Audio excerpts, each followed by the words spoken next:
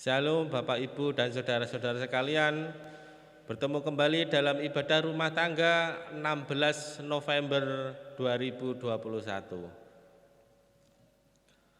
Marilah kita ikuti ibadah rumah tangga ini hanya kepada Tuhan Allah Bapa yang Maha Kuasa, Pencipta langit dan bumi, dalam roh dan kebenaran. Kasih karunia dan damai sejahtera dari Allah Bapa, Tuhan Yesus Kristus senantiasa ada bersama kita. Amin. Baiklah Bapak Ibu dan saudara-saudara sekalian, marilah kita mengawali ibadah rumah tangga ini dengan menyanyikan Kidung Jemaat 10 bait pertama dan ketiga. Pujilah Tuhan Sang Raja.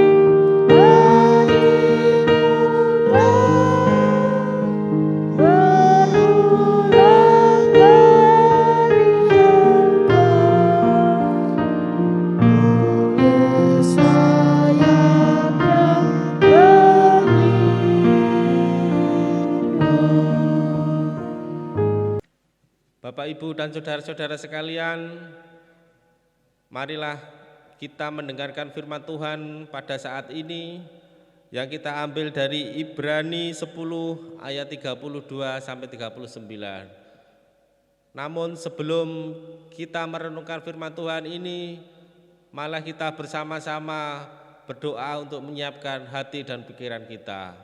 Marilah kita berdoa. Tuhan, Bapa kami yang berada dalam kerajaan surga, terima kasih ya Tuhan, pada kesempatan ini kami bisa mengikuti ibadah rumah tangga ini Tuhan.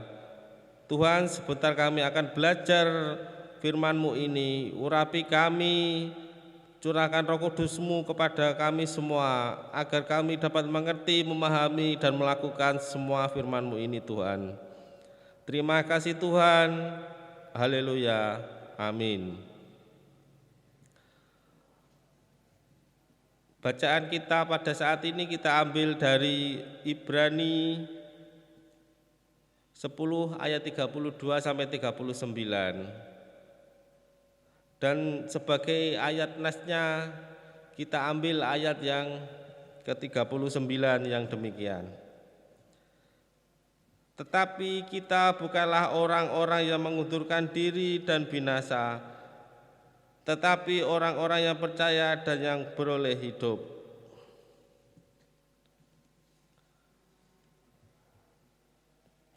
Subtema pada kesempatan ini yaitu melestarikan hidup dengan budaya toleransi dan saling berbagi.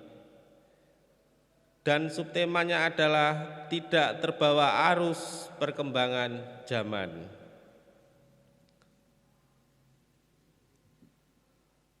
Bapak, Ibu, dan saudara-saudara sekalian, jika kita sudah pernah mendengar cerita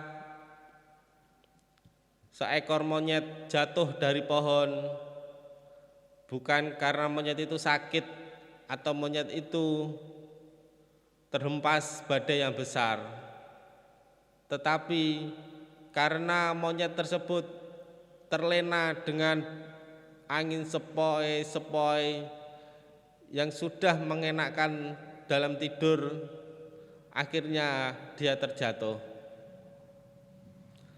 Apa yang dapat kita simpulkan dari cerita tersebut?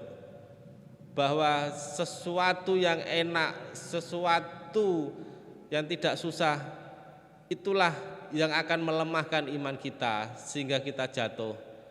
Bila kita terkena masalah atau bila kita tertekan, maka kita akan dekat dengan Tuhan. Kita akan berdoa, kita akan memohon kepada Tuhan supaya lekas selesai masalah yang kita hadapi. Tetapi apa yang terjadi jika kita terlena dengan keenaan yang sudah diberikan kepada kita, tidak ada kesusahan, maka iman kita semakin lama semakin jatuh. Demikian yang menjadi alamat surat Ibrani tersebut. Penerima surat Ibrani disinyalir telah mengalami perubahan yang tidak mengenakan. Saat pertama menjadi pengikut Kristus, menjadi orang Kristen, mereka banyak mengalami tekanan. Pernah hartanya dirampas, dihina dan dipermalukan. Dalam situasi seperti ini mereka bertahan dan terus berjuang secara terhormat. Bapak, Ibu, dan saudara-saudara sekalian, menyikapi hal tersebut, penulis surat Ibrani bermaksud mengingatkan akan masa lalu, sekaligus perlu menjadi pendorong untuk satu tujuan sejak awalnya menjadi seorang Kristen. Menjadi orang Kristen itu tidak hanya dibuktikan saat awal mengaku percaya. Menjadi orang Kristen tidak seperti memakai baju atau pakaian. Sebagaimana ada pendapat seorang pemuka agama bahwa agama sama dengan baju. Kala masih baru dipelihara, kotor sedikit kita bersihkan, kita cuci. Tetapi kalau sudah lusuh, sudah lama, maka akan kita buang dan sudah tidak berguna sama sekali. Jika demikian, tidak ada harapan yang lebih baik untuk kedepannya. Agama atau kepercayaan terhadap Kristus tidak sama dengan pakaian, bahkan mungkin berlawanan. Jika pakaian berakhir dengan kesia-siaan atau menjadi gombal, tetapi kepercayaan kepada Kristus berakhir dengan kemuliaan. Maka mengapa pada awal bersedia menempuh perjuangan, bertahan dan penderitaan?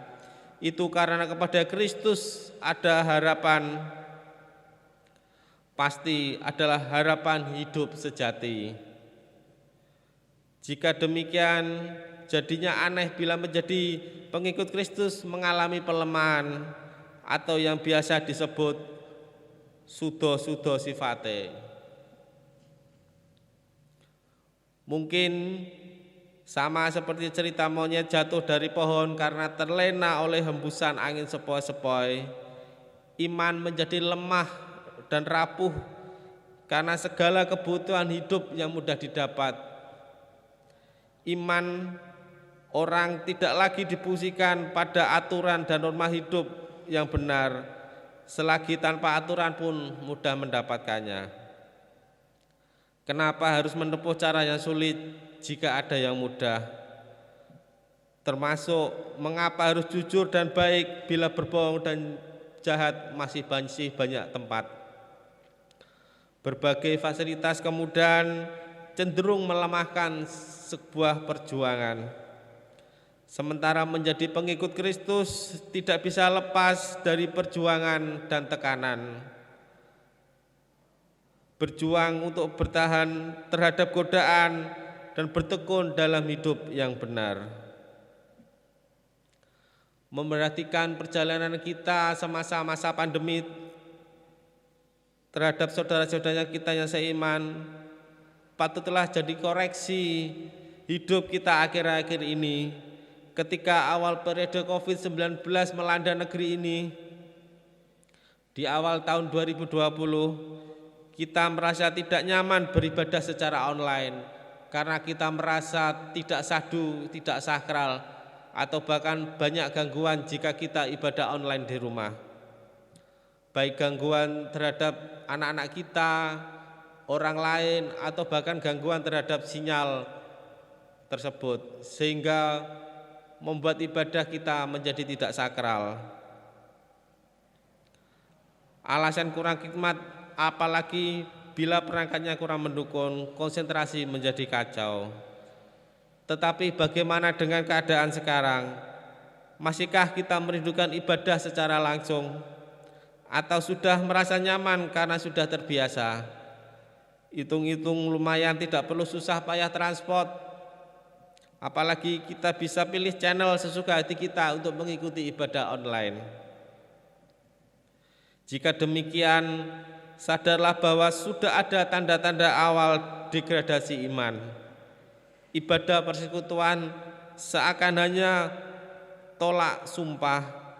Ibadah persekutuan bukan lagi sebagai wahana pembinaan iman, melainkan entertainment atau hiburan kita belaka.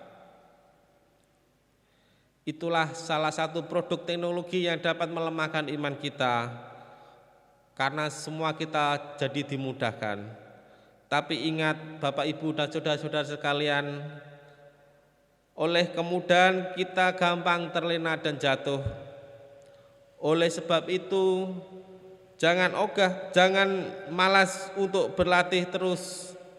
Hidup adalah perjuangan dan hidup harus kita perjuangkan.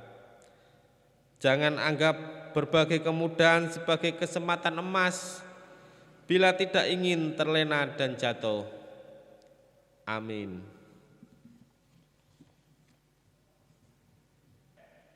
Baiklah Bapak Ibu serta saudara-saudara sekalian yang dikasihi Tuhan, sebagai implementasi terhadap khotbah firman Tuhan tersebut, sekaligus kita sambil menghimpun persembahan yang sudah kita siapkan, marilah kita nyanyikan kidung jemaat 237 bait yang pertama, Roh Kudus tetap teguh.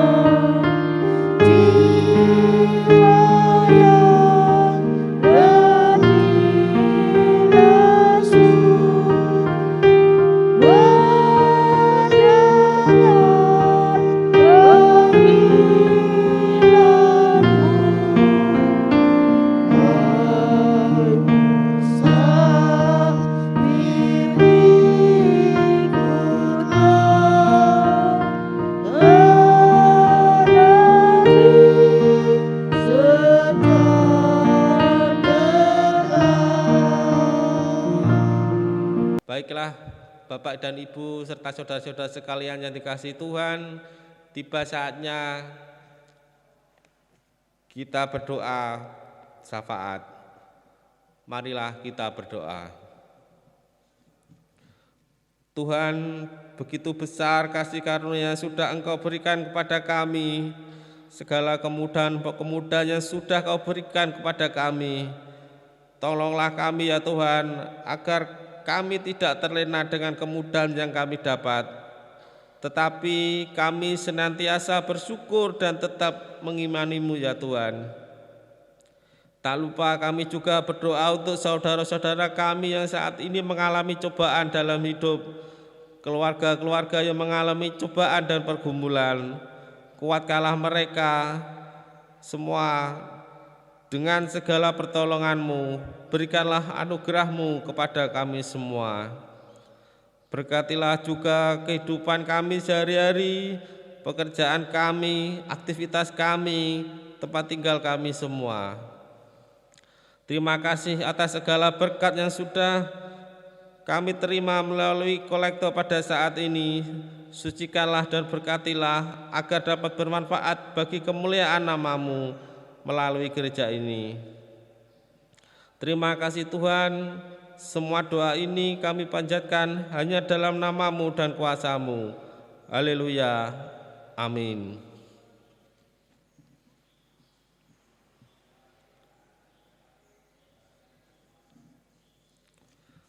Baiklah Bapak, Ibu, dan saudara-saudara sekalian, tiba saatnya kita untuk mengakhiri ibadah ini. Saudara-saudara undur dari tempat masing-masing dengan penuh sukacita. Hiduplah bersama dengan damai serta tetap teguh dalam budi pekerti yang luhur. Berhati-hatilah terhadap segala yang kau pandang agar tidak mudah menghanyutkan kamu ke arah yang jahat. Jangan lupa kembangkan sikap peduli dalam lingkungan hidupmu. Marilah kita pujikan kidung nyanyian dari Kidung Jemaat 413 bait pertama dan yang ketiga, Tuhan pimpin anak-Mu.